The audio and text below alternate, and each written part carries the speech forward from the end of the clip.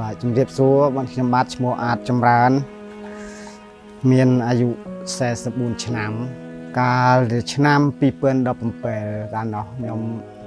មានបញ្ហាច្រើនខ្ញុំភើកស្រាទៅវាមានបញ្ហាជាមួយនឹងអ្នកផ្ទះបានចូលទៅកែខ្លួននៅមន្ទីរជាបឃុំក្រោយដែលខ្ញុំចេញមកវិញខ្ញុំមិនទាន់បានលះបង់នៅអាពុតបត់អាក្រក់ទៅទៀតខ្ញុំនៅតែផឹកទៀតផឹកទៅខ្ញុំទៅអត់រួចមួយទៅប្រពន្ធខ្ញុំធ្វើការក៏មិនសល់ប្រាក់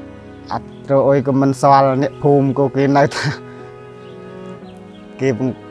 ស្អប់គេថាមនុស្សខ្ញុំអាក្រក់មនុស្សខ្ញុំមានបាបច្រើនមុននោះខ្ញុំអត់ចង់មកធ្វើទេប្រពន្ធខ្ញុំចេះតែរុញមកព្រោះខ្ញុំនៅក្រៅអត់ធ្វើការដែលសោះប្រាក់បានមកអស់មកខ្ញុំមកធ្វើនេះខ្ញុំចូលមកទៅមុនដំបូងគេឲ្យរៀនព្រះបន្ទូលរៀនខ្ញុំភ្នែកអត់ទៅច្បាស់មើលអក្សរនៅទូចតែខ្ញុំរៀនបានមួយអាទិត្យមានចិត្តហើយមានលោកគ្រូគាត់តាចែកចាយថ្ងៃសៅរ៍ផងមកខ្ញុំមកបានថ្ងៃសៅរ៍មកបានរៀនមកខ្ញុំចេះតែមកជាប់ខ្ញុំជាប់លាប់នៅផ្លូវព្រះសម្រាប់ខ្ញុំដែលខ្ញុំទទួលជឿព្រះអង្គគឺដែលខ្ញុំរៀនព្រះបន្ទូលហើយនឹងមើលតាមការដូចគ្រោះរៀងស្ងួតខ្ញុំមើលទៅត្រូវនឹងព្រះបន្ទូលហើយនឹង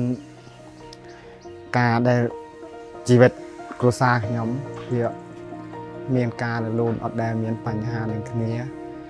ហើយនឹងអត់ដែលមានថាវិវាទនឹងគ្នាចាប់ពីខ្ញុំទទួលជឿព្រះអង្គធ្វើបន់ជំនួយទឹកមកអត់ដែលមាន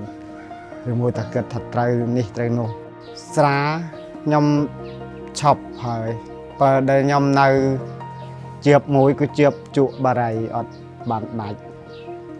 បារីនៅអត់ដាច់តែនេះគម្រោងរត់តែដាច់បារីណាពួនខ្ញុំគិតអត់មើលមកខ្ញុំគឺ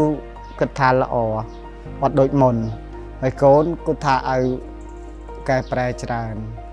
ណាមួយកូនដែលគាត់ទៅធ្វើការឆ្ងាយគាត់អាចមានថវិកាអុយគាត់ផ្ញើមកជូន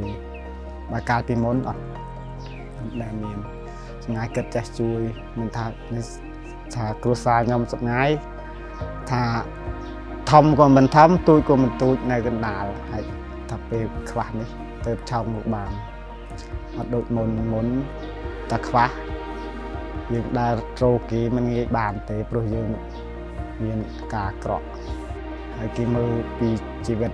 ខ្លួនយើងដែលយើងប្រព្រឹត្តសពថ្ងៃទៅគេអត់ទូលយកគេខ្លាចយើងអត់មានរបស់សោះគេដល់សពថ្ងៃគឺមាន